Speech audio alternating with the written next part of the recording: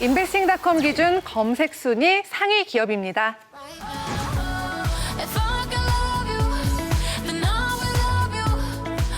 미국의 승차 공유 업체 우버가 인베스팅닷컴 검색 상위 기업에 올랐습니다. 네, 우버가 검색 순위에 오른 이유 차근차근 알아가 볼까요? 우버가 작년도 5월 달에 그 상장을 하면서 올해 초까지는 주가가 좋았거든요. 올해 초까지 41달러까지 올랐는데 문제는 이 코로나19 사태가 발생이 되면서 매출하고 주가가 급락을 했습니다. 따라서 보통 이 3월 달에 14달러까지 급락했고요. 지금은 오히려 반등해서 30달러까지 지금 상승했는데 그래서 투자자들의 입장에서는 과연 2분기의 실적이 어떻게 나올 것이냐. 왜냐하면 2분기 실적에 따라 가지고 주가가 더 갈 것이냐 아니면 하락할 것이냐라고 좀 관심이 많았거든요. 근데 불행하게도 2분기 실적이 좀 안 좋게 나왔습니다. 2분기 실적을 요약해 보게 되면은 그 전 세계 그 차량 경유 서비스 부문 수요가 약 75% 급감을 하면서 매출이 29% 줄어났고요. 그다음에 이 차량 공유 그 시스템에 대한 그 호출도 약 44% 줄어들면서 약 5,500만 명 수준에 그쳤거든요. 반대로 우버의 그 비주력인 뭐냐면 음식 배달 서비스는 코로나19로 인해서 한국도 최근에 음식 배달 많이 하잖아요. 그래서 네.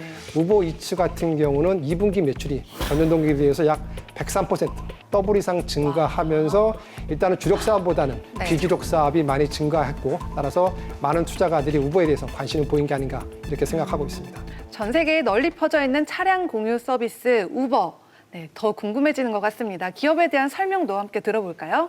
우버의 이름이 어디서 나오는지 아십니까? 독일어입니다. 독일어인데 very란 뜻으로 영어로는 해석이 됩니다. 사실 이 우버 같은 경우는 2009년도에 설립되었죠. 샌프란시스코에 설립된 그 스마트폰의 어플 기반으로 하는 차량 공유 업체죠. 우버가 처음 이게 시작된 것은 결국에는 고객의 니즈였거든요. 왜냐하면 샌프란시스코가 자체가 워낙 길도 좁고 워낙 이게 안 좋다 보니까 택시 잡기 힘들었어요. 택시 기사들이 자기가 마음에 안 드는 데는 일단 안 가는 그런 승차부가 많았기 때문에 이거를 어떻게 해결할 것인가 해서 먼저 나온 것이 호출 앱이 먼저였고요. 그리고 최근에 제가 우버를 타게 되니까 좋은 점은 뭐냐면은 바로 우버에 등록해서 내 행선지와 내 목적지를 얘기하게 되면은 바로 5분 이내에 여러 가지 그 내가 선택할 수 있는 일이 뜨거든요. 그래서 선택할 수도 있고 그리고 이 사람의 평점을 확인할 수 있기 때문에 내가 원하는 택시를 내가 원하는 시간에 내가 원하는 장소까지 가고 있기 때문에 되게 획기적인 서비스라고 생각했고 이 서비스도 결국에는 스마트폰이 활성화되면서 시장 점유율 50%를 차지하면서 아직까지도 1위 이런 자리를 갖다가 놓치지 않고 있습니다. 이렇게 전 세계에 널리 퍼져 있다는 얘기인데 매출 규모 과연 어느 정도나 될까요? 지금 매출은 그 시장의 예상치보다 상회를 했는데 2분기 매출은 전년 동기 대비해서 29% 급감한 22억 4천만 달러를 기록했거든요. 하지만 시장의 예상치가 21억 8천만 달러니까 시장 예상치보다 약간 상회했고요. 그다음 순손실도 약 66% 줄어든 17억 8천만 달러를 기록했는데요. 근데 저희가 중요하게 놓고 볼 것은 이 매출액 중에서 그 차량 공유 서비스 매출액은 약 7억 9천만 달러인데 아까 말씀드린 비주력 서비스인 우버 이츠는 반대로 12억 달러를 기록해서 지금 이 주객이 전도된 그런 양상인데요. 이게 왜 그러냐면은 코로나19로 인해서 밖에 나갈 일이 없다 보니까 결국에는 외식보다는 시켜 먹을 수밖에 없거든요. 우리나라도 좀 그런 상황이 발생듯이 이러다 보니까 우버 이츠에 대한 매출액은 증가하면서 결국에는 차량 공유보다는 음식 배달 서비스로 약간은 이런 매출이 지금 변화하는 그런 모습을 지금 보이고 있습니다. 우리나라에서도 이 우버랑 비교해 볼 만한 국내 기업 어디가 있을까요? 제일 먼저 떠오르는 게 이제 카카오 모빌리티거든요. 그러니까 최근에 일부에서는 뭐 진격의 카카오라는 얘기가 나오고 있는데 그렇죠. 이게 왜 그러냐면은 몇 년 전부터 여러 가지 투자를 많이 했어요. 그 중에 하나가 카카오 모빌리티인데 카카오 모빌리티는 우버랑은 성격이 약간 차이가 납니다. 우버처럼 100% 차량 공유업체가 아니라 일단 택시 회사를 인수함으로써 요거를 갖다가 과도기로 해서 나중에는 차량 그 공유업체로 지금 발전할 것으로 지금 보고 있는데 현재 카카오 모빌리티가 보유한 택시 대수, 차량 대수는 약 9,800대인데요. 이 9,800대가 중요한 게 결국에는 기준점이 전국 영업을 하려면은 10,000대가 필요한데 거의 10,000대 육박했다. 따라서 어느 정도 이 택시 시장에서도 카카오 모빌리티가 영역을 많이 넓혔고요.